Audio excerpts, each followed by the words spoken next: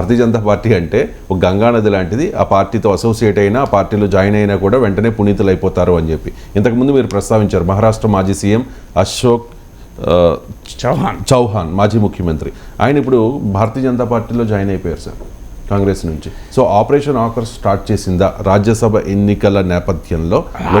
కొత్త స్టార్ట్ చేయడం ఏముంది సార్, ఎప్పటి నుంచో నడుస్తున్న వ్యవహారమే కదా. ఇందులో ఇంట్రెస్టింగ్ ఏంటంటే ఈ అశోక్ చౌహాన్ ఎవరు 2008, 2010 మధ్య కాలంలో మహారాష్ట్ర ముఖ్యమంత్రిగా పనిచేసినటువంటి నాయకుడు. ఆ సమయంలో ఈయన పైన చాలా famous case Adarsh cooperative housing society, Kargil అమరవీరుల కుటుంబాల కొరకు కట్టినటువంటి 31 అంతస్తుల భవనం, అందులో నియమ నిబంధనలకు నీళ్ళు వదిలి తన బంధువులకు ఫ్లాట్లు ఇప్పించుకున్నారన్నది అశోక్ చౌహాన్ పైన ఆరోపణ. ఆ రోజుల్లో కాంగ్రెస్ పార్టీ పైన తీవ్రమైన దాడికి ఆదర్శ్ సొసైటీ కుంభకోణాన్ని బీజేపీ వాడుకుంది, నరేంద్ర మోడీ వాడుకున్నారు. సో చూడండి, ఆఖరికి కార్గిల్ అమరవీరులకు కూడా కాంగ్రెస్ అన్యాయం చేసి కాంగ్రెస్ అవినీతికి పాల్పడింది అని అన్నారు. ఇవాళ ఆయన భారతీయ జనతా పార్టీలో చేరి పునీతుడైపోయాడు. Bharatiya Janata party with difference, నైతిక విలువలు, అవినీతికి దూరము, మై కావుంగా కానే దేవుంగా అంటూ మోడీ అంటే ఏమన్నా అర్థం ఉందా? సో ఇందులో ఏమన్నా కనీసమైన నేను తిననివ్వను అంటే ఎవడు నమ్మాలి? ఇప్పుడు ఇంతకన్నా కళ్ళ ముందు కనబడుతున్నది కదా. సో ఆయన పైన సిబిఐ కేసు ఉంది, ఈడీ కేసు ఉంది, ఒక ఆదర్శ్ సొసైటీకి సంబంధించిన 2 కేసులు ఉన్నాయి, తర్వాత ఒక భూముల వ్యవహారంలో 1 కేసు ఉంది. ఈ 3 కేసుల్లో ఇంతవరకు ఏ కదలిక లేదు, ఇంతవరకు ఏ అరెస్టు లేదు. ఇప్పుడు ఇదే ఈడీ కేసు మనీష్ సిసోడియా జైల్లో ఉన్నాడు. ఇదే ఈడీ కేసులో మీకు బీజేపీని వ్యతిరేకిస్తే అరవింద్ కేజ్రీవాల్ రేపో మాపో జైలు వేస్తామని అంటున్నారు. ఇదే ఈడీ కేసులో హేమంత్ సరేన్ అక్కడ కూడా ఇలాంటి భూముల కేసే, ఆయన జైలుకు పంపించారు, అక్కడ ముఖ్యమంత్రి మారాడు. మరి అశోక్ చౌహాన్ విషయంలో ఈడీ కదలిక ఎందుకు లేదు?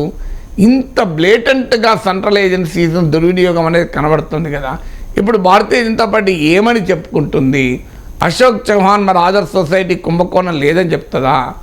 సో ఇదే ఆదర్శ్ సొసైటీ కుంభకోణాన్ని ఇంకా అరాచకత్వం ఎక్కడి పరాకాష్ట ఏంటంటే, ఇటీవల బడ్జెట్ సందర్భంగా భారతీయ జనతా పార్టీ ప్రభుత్వం ఒక వైట్ పేపర్ రిలీజ్ చేసింది. కేంద్ర ఆర్థిక మంత్రి అంటే 10 years ఆఫ్ యూపీఏ రూల్ పైన ఒక శ్వేతపత్రాన్ని ప్రకటిస్తూ అందులో పర్వేసివ్ కరప్షన్ అని ఒక సబిడికి ఉంది, అంటే విస్తృతమైన అవినీతి ఎక్కడ చూసినా అని. అందులో కూడా ఈ అశోక్ చౌహాన్ ఆదర్శ్ సొసైటీ కుంభకోణాన్ని ఉటంకించారు. వారం రోజుల క్రితం కాంగ్రెస్ ప్రభుత్వం, కాంగ్రెస్ పార్టీ అవినీతికి మారుపేరని చెప్తూ అశోక్ చౌహాన్ ఆదర్శ్ సొసైటీ కుంభకోణాన్ని ఉదహరించారు. ఇప్పుడు ఆయన బీజేపీలో చేరాడు. ఏం సమాధానం చెప్తారు ఇప్పుడు? అదే కాంగ్రెస్ పార్టీ పైన ఆరోపణ కాదు, అశోక్ చౌహాన్ పైన వ్యక్తిగతమైన ఆరోపణ. ఆయన ఏమి కాంగ్రెస్ పార్టీ పైన మరో కాంగ్రెస్ నాయకుల పైన కేసులే లేవు. అది ప్యూర్లీ అశోక్ చౌహాన్ అనే ఇండివిజువల్ పైన ఆయన నియమ నిబంధనలు ఉంచి ఆయన బంధువులకు ఇప్పించుకున్నాడు అన్నది ఆరోపణ. సో ఆ కేసులో ఇవాళ ఏ పరిస్థితి? 2G కుంభకోణం, దీన్ని ఉపయోగించుకొని నరేంద్ర మోడీ అధికారంలోకి వచ్చారు. ఇవాళ 2G కుంభకోణం పైన కోర్టు ఏమన్నది? ప్రాసిక్యూషన్ కనీసమైన ఆధారాలు కూడా నా ముందు పెట్టలేదు, నేనేం చేయాలి అన్నాడు జడ్జి. సో మరి దానిపైన ఇంతవరకు ఆ జడ్జి తీర్పు అంటే ఎవరినీ దోషి చేయలేదు. ఆ తీర్పును కనీసం కేంద్ర ప్రభుత్వం క్వశ్చన్ చేసి దాన్ని లాజికల్గా ఎక్స్కలేట్ చేసే ప్రయత్నం చేయలేదు. అంటే ఆ 2G కేసును ఇవాళ పక్కకు పెట్టి రేపు అవసరం వస్తే డిఎంకే సభ్యులు తన వైపు తిప్పుకోవడానికి ఉపయోగించుకుంటారు. సో మీరు చూస్తుంటే రేపు బీజేపీ కనుక తక్కువ పడితే జరగబోయే పరిణామం ఇదే. సో ఇప్పుడు మహారాష్ట్రలో గెలవాలి కనుక ఏక్నాథ్ సింధే సరిపోతలేడు, అజిత్ పవార్ సరిపోతలేడు. అజిత్ పవార్ బీజేపీతో రాక ముందు వారం రోజుల ముందు నరేంద్ర మోడీ వెళ్ళి ఎన్సీపీ అంటే నేషనలిస్ట్ కరప్షన్ పార్టీ అన్నాడు. ఇవాళ అదే ఎన్సీపీ అజిత్ పవార్ వర్గమే నిజమైన ఎన్సీపీ అంటూ election commission of India certificate కూడా ఇచ్చేసింది. అంటే నేషనలిస్ట్ కరప్షన్ పార్టీతో భారతీయ జనతా పార్టీ ఎట్లా కలిసి ఉంది? ఇదే అజిత్ పవార్ను 70,000 కోట్ల కుంభకోణం చేశాడు అని నరేంద్ర మోడీ సాక్షాత్తు విమర్శించారు. ఇవాళ ఎక్కడుంది పరిస్థితి? సో ఇలా ఇప్పుడు ఆంధ్రప్రదేశ్లో మీకు స్కీమ్ ఆంధ్రప్రదేశ్ కావాలా, స్కామ్ ఆంధ్రప్రదేశ్ కావాలా అని జగన్ను చాలా సీరియస్గా అటాక్ చేసింది బీజేపీ 2014లో టీడీపీతో పొత్తులు. ఆ తర్వాత 10 ఏళ్లుగా జగన్మోహన్ రెడ్డితో సత్సంబంధాలు ప్రత్యక్షంగాను పరోక్షంగాను కొనసాగిస్తూనే ఉంది. చంద్రబాబు నాయుడును 2019 ఎన్నికలప్పుడు తీవ్రంగా ఆరోపణలు చేశారు చంద్రబాబు నాయుడు పైన. సో పోలవరంను ఏటీఎంగా మార్చుకున్నారని చెప్పి విమర్శించారు. ఇవాళ మళ్ళీ చంద్రబాబు నాయుడుతో మైత్రి చేస్తున్నారు. చేసి జగన్మోహన్ రెడ్డి భారతదేశంలోనే అత్యంత అవినీతిపరుడు అన్నారు. కేసీఆర్ 1,00,000 కోట్ల అవినీతి చేశారన్నారు. కేసీఆర్ పైన ఇంతవరకు ఏ కేంద్ర సంస్థ ఒక్క కేసు పెట్టలే. అది కాళేశ్వరం కావచ్చు, ఇంకేదైనా కావచ్చు, నాట్ ఏ సింగిల్ కేసు ఇంతవరకు బీజేపీ కేంద్ర ప్రభుత్వం పెట్టింది. మళ్ళీ రోజు కేసీఆర్ 1,00,000 కోట్లు బండి సంజయ్ అంటాడు ఆయన ఆస్తులని జప్తు చేయాలి. అసలు కేసే లేదు, జప్తు ఎక్కడ చేస్తారు? సో కవిత అరెస్టు, ఇక ఏ క్షణమైన అరెస్టు, ఓ జైల్లో గది రెడీగా ఉన్నది. ఆమెకే కాదు ఆమె అయ్యకు కూడా ఉన్నది అని చెప్పాను. ఏం జైలు లేదు, జైలు గది లేదు.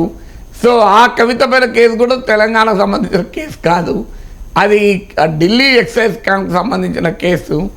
సో ఇలా రాజకీయ అవసరాల కొరకు ఏ రకంగా సిబిఐలను ఈడీలను వాడుకుంటోంది, పొలిటికల్లీ కరప్ట్ పీపుల్తో ఎలా పొత్తులు పెట్టుకుంటోంది, ఎలా పార్టీలో చేర్చుకుంటుంది అన్నది వందల ఉదాహరణలు దేశమంతా దొరుకుతున్నాయి కదా. హేమంత్ బిశ్వా శర్మ కాంగ్రెస్లో ఉంటే ఆయన పైన సిబిఐ కేసు, ఆయన ఆ బీజేపీ ముఖ్యమంత్రి అయ్యాడు, ఏ కేసు లేదు. జగన్మోహన్ రెడ్డికి 10 ఏళ్ల పాటు సిబిఐ ఈడీ ఈవెన్ బెయిల్ కూడా వద్దన అని అడగదు. తృణమూల్ కాంగ్రెస్ నేతలు సువేంద్ర అధికారి ఇతరులంతా పైన పీకల దాకా కేంద్ర సంస్థల కేసులు ఉన్నాయి. వాళ్ళు బీజేపీలో చేరి శాసనసభా పక్ష నేత అవుతాడు, వాళ్ళపైన ఏమీ కాదు.